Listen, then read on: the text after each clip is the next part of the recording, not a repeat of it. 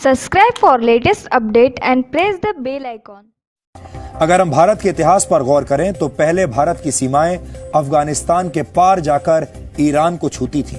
शायद आपको ये जानकर बहुत हैरानी होगी कि वर्ष 980 में यानी आज से करीब 1000 साल पहले अफगानिस्तान पर राजा जयपाल का शासन हुआ करता था और वो एक हिंदू राजा थे, लेकिन मुसलमान सुल्तानों ने उन पर हमला करके उन्हें सत्ता से बाहर कर दिया था और इसके बाद धीरे धीरे अफगानिस्तान भारतवर्ष के नक्शे से बाहर चला गया। अब आप जरा विचार कीजिए कि आज पैदा होने वाली भारत की पीढ़ी क्या इस बात पर कभी भरोसा कर सकती है कि अफगानिस्तान में कभी हिंदू बहुसंख्यक थे और वहां के राजा हिंदू हुआ करते थे। 6ठी शताब्दी में यानी आज से करीब 1400 वर्ष पहले इस्लाम धर्म सऊदी अरब से दुनिया में फैलने लगा और यह ऐतिहासिक सत्य है कि जैसे जैसे इस्लाम का प्रसार हुआ वैसे वैसे भारत की सीमाएं छोटी होती चली गई। इन दोनों के बीच में एक कनेक्शन है। आखिरी बार भारत का नक्शा 1947 में बदला जब पाकिस्तान के रूप में भारत का एक बड़ा हिस्सा भारत से अलग हो गया और दुख की बात यह है कि इस्लाम के नाम पर ही पाकिस्तान का भी निर्माण हुआ, यानी तब भी भारत के टूटने की वजह इस्लामिक कट्टरता ही थी। लेकिन यह सिर्फ 100 या 200 वर्षों का इतिहास नहीं है। पूरे 1300 वर्षों तक यानी 1300 वर्षों तक भारत में हिंदुओं का दमन हुआ। भारत पर सबसे पहला सफल हमला मोहम्मद बिन कासिम ने किया था। संविधान का निर्माण करने वाले डॉक्टर भीमराव अंबेडकर ने अपनी एक किताब में इस ऐतिहासिक घटना का जिक्र किया है। इस किताब का नाम है पाकिस्तान या भारत का विभाजन। ये किताब इस वक्त मेरे हाथ में है। इसमें से कुछ पढ़कर आपको आज सुनाऊंगा। पाकिस्तान अथवा भारत का विभाजन, डॉक्टर बी.आर. अंबेडकर ने इस किताब को लिखा है। ये देखिए, ये वो किताब है, इसी को आज मैं कोट करने वाला हूं आपके सामने। भारत पर पहला हमला करने वाले मोहम्मद बिन कासिम ने सिंध की विजय के बाद अरब के खलीफा हजाज को एक पत्र लिखा था। इस पत्र में क्या लिखा था, इसका जिक्र बी.आर. अंबेडकर की इस किताब में मिलता है और क्या उसमें लिखा है मैं आपको बताता हूं। इसमें लिखा है, इस संबंध में हजाज को भेजे गए एक पत्र में मोहम्मद बिन कासिम का एक उल्लेख विचारणीय है। राजा दाहिर के भतीजे, उसके योद्धाओं और प्रमुख अधिकारियों को ठिकाने लगा दिया गया है और मूर्ति पूजकों को या तो इस्लाम में दीक्षित कर दिया गया है अथवा उन्हें तबाह कर दिया गया है। मूर्तियों वाले मंदिरों के स्थान पर मस्जिद और अन्य इबादत स्थल बनाए गए हैं। कुतबा पढ़ी जाती है, अजान दी जाती है ताकि निर्धारित घंटों पर इबादत हो सके। तकबीर और अल्लाहू अकबर की सदाएं हर सवेरे शाम गूंजती हैं। यह पत्र राजा के सिर के साथ भेजा गया था। इसे प्राप्त करने के बाद हज ने अपने सेनापति को निम्नलिखित पत्र भेजा। अब हजाज ने क्या वापस पत्र भेजा वो भी सुनिए।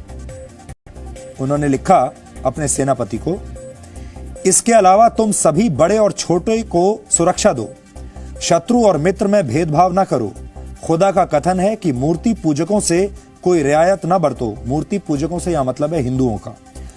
मूर्ति पूजकों से कोई रियायत ना बरतो अपितु उनके गले काट दो। ये समझ लो कि यही महान अल्लाह का आदेश है। तुम्हें अभयदान देने के लिए तुरंत तैयार नहीं होना चाहिए क्योंकि इससे तुम्हारा काम और बढ़ जाएगा। इसके बाद उन दुश्मनों के अलावा जो सामान्य सैनिक हैं किसी को न बख्शो। ये बी.आर. अंबेडकर की किताब है। भारत में हिंदुओं के नरसंहार का एक लंबा इतिहास रहा है और वो भी आज हमने आपके लिए निकाला है। वर्ष 1265 में दिल्ली सल्तनत के सुल्तान गयासुद्दीन बलबन ने मेवात में 1 लाख राजपूतों का कत्ल करवा दिया था। मेवात आज भारत के हरियाणा राज्य का जिला है। वर्ष 1303 में दिल्ली के सुल्तान अलाउद्दीन खिलजी ने चित्तौड़ पर हमला करके 30,000 हिंदुओं का कत्ल कर दिया था। वर्ष 1353 में तुगलक वंश के सुल्तान फिरोज शाह तुगलक ने बंगाल में 1,80,000 हिंदुओं का कत्ल करवाया और वर्ष 1365 से लेकर 1367 तक 2 वर्ष के अंदर 5 लाख हिंदुओं का कत्ल करवा दिया। इसके बाद वर्ष 1398 में तैमूर लंग की सेना ने दिल्ली पर हमले से पहले 1 लाख हिंदू कैदियों की हत्या करवाई। मुगल सम्राट अकबर ने नरसिंहपुर में 48,000 हिंदुओं का नरसंहार करवाया था। ये जगह अब मध्य प्रदेश में है। और वर्ष 1568 में अकबर ने चित्तौड़गढ़ पर हमला करके 30,000 हिंदुओं को मरवा दिया था। इस हमले में 8,000 राजपूत महिलाओं ने जौहर कर लिया था, यानी खुद को मार डाला था। वर्ष 1338 में ईरानी हमलावर नादिर शाह ने भारत पर हमला करके 2 साल के अंदर 3 लाख हिंदुओं को मरवा दिया था। इसके बाद हिंदुओं को थोड़ी राहत मिली, क्योंकि पंजाब में सिख और महाराष्ट्र में मराठों ने मुगल साम्राज्य की नींव हिला दी। लेकिन इसके बाद वर्ष 1947 के पहले भी हिंदुओं के कई नरसंहार हुए। वर्ष 1921 में केरल के मालाबार में 2000 से ज्यादा हिंदुओं को मार दिया गया था। इस नरसंहार की वजह खिलाफत आंदोलन को बताया जाता है। इसके बारे में भी हमने आपको कल पूरी जानकारी दी थी। और वर्ष 1946 में मोहम्मद अली जिन्ना ने पाकिस्तान की मांग मनवाने के लिए डायरेक्ट एक्शन डे की धमकी दी थी। तब कलकत्ता में दंगे हुए थे और इन दंगों में भी 7,000 से 10,000 के बीच हिंदू और मुसलमान मारे गए थे। और इसी साल नोआखाली में ही जिन्ना की मुस्लिम लीग के इशारे पर दंगे हुए, जिसमें 5,000 हिंदुओं को मार दिया गया था। नोआखाली आज बांग्लादेश में है। इसके बाद जब बंटवारा हुआ और पाकिस्तान बना, तब पश्चिमी पाकिस्तान और पूर्वी पाकिस्तान में लाखों की संख्या में हिंदुओं का नरसंहार हुआ था। हमने जिन इतिहासकारों की किताबों से इन संदर्भों को लिया है, उन सभी किताबों का नाम भी आपको इन तथ्यों के साथ साथ हमने आपकी स्क्रीन पर दिखाया है।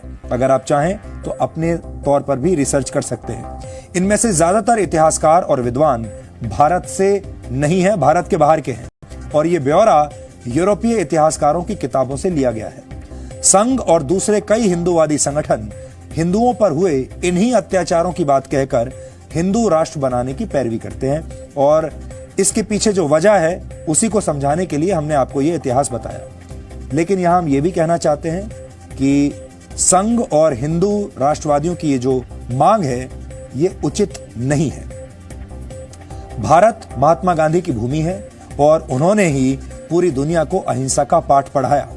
आज भारत की राजनीति में भी गांधी की अहिंसा की बहुत ज्यादा कमी महसूस की जा रही है। हमें लगता है कि अगर पूरा देश गांधी जी के रास्ते पर चले तो देश में कभी कोई धार्मिक और सांप्रदायिक समस्या पैदा नहीं होगी।